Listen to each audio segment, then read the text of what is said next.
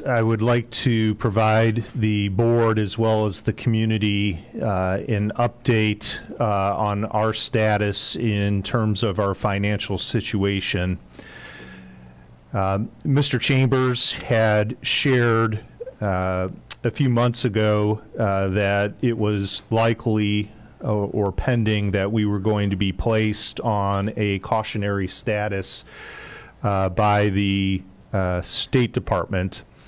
The reason for this is because of our 5-year forecast.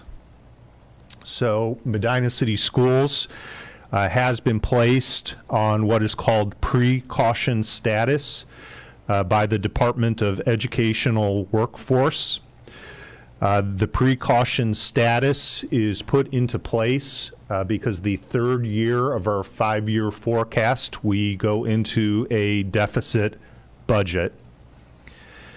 Because we are in a precaution status, we have to develop a plan that shows us going into the positive, not going into a deficit in that third year of the forecast. There's 2 ways in this plan that we can show that we are not going to go into a deficit per the plan.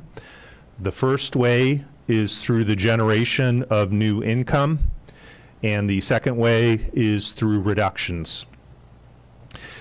The generation of new income is a challenging way to eliminate the deficit. And the reason why is because we're not able to use a pending levy as a means to remove the deficit state.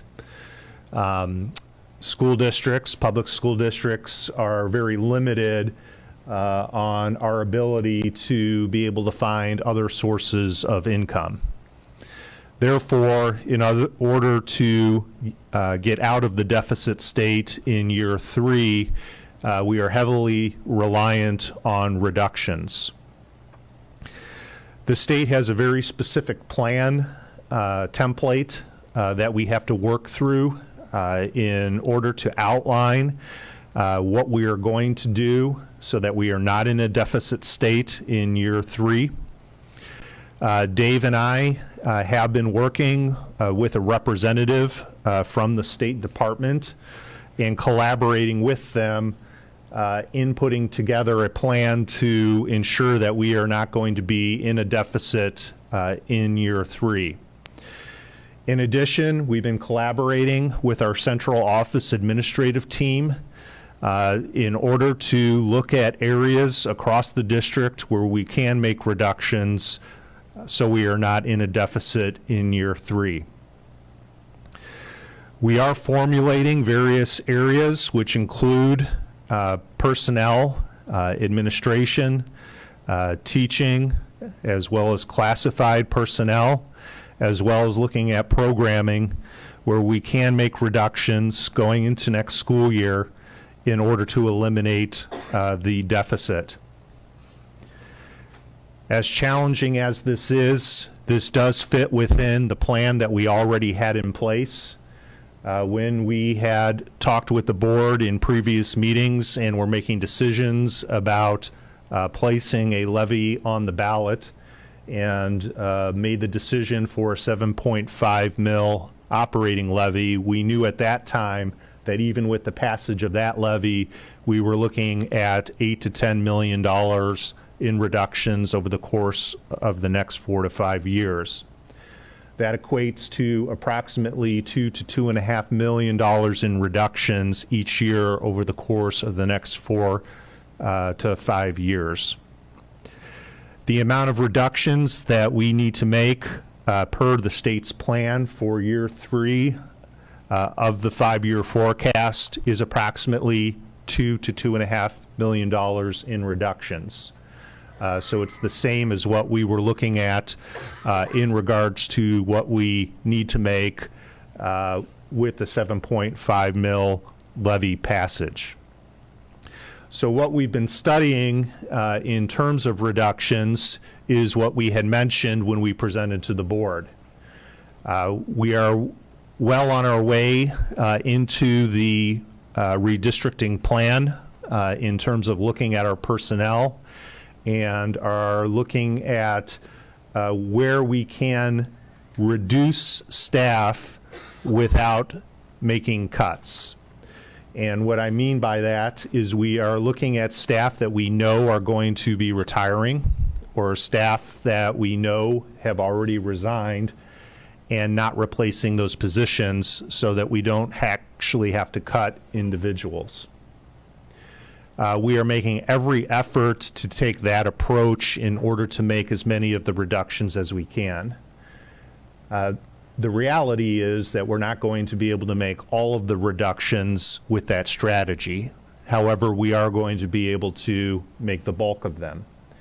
I do anticipate that we are going to be in a situation where some of the reductions will be through reduction in force. I also anticipate that some of the administrative reductions will be through either reduction in force or through cutting positions. And that's so that we can get to that $2 to $2.5 million level.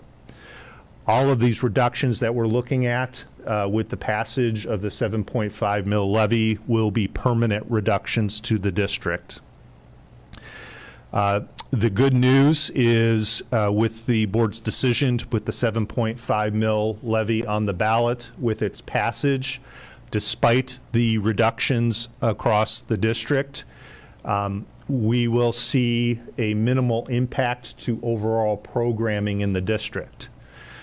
We will see an impact. I would anticipate that we will see some reductions to some of the course offerings at high school and middle school, as well as some increased class sizes down at the elementary levels.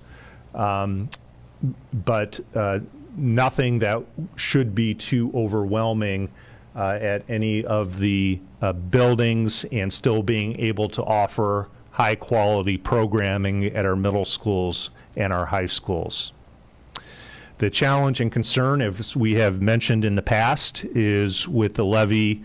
If the levy were to not pass in May, we would in March, in the year 2024, we would, per the state's plan, be looking at much larger scale reductions in the district in order to meet the requirements placed upon us to not go into deficit by the state of Ohio.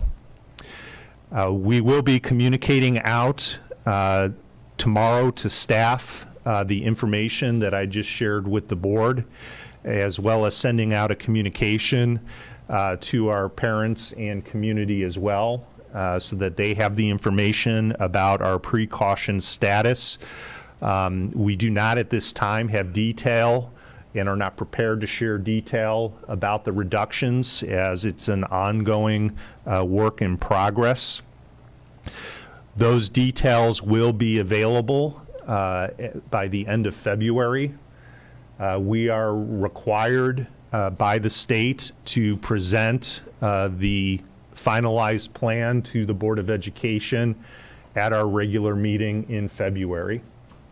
At that time, the details within that plan, including the identified reductions, will be public, and we will have a communication following that board meeting to release what that plan is and the details of that plan.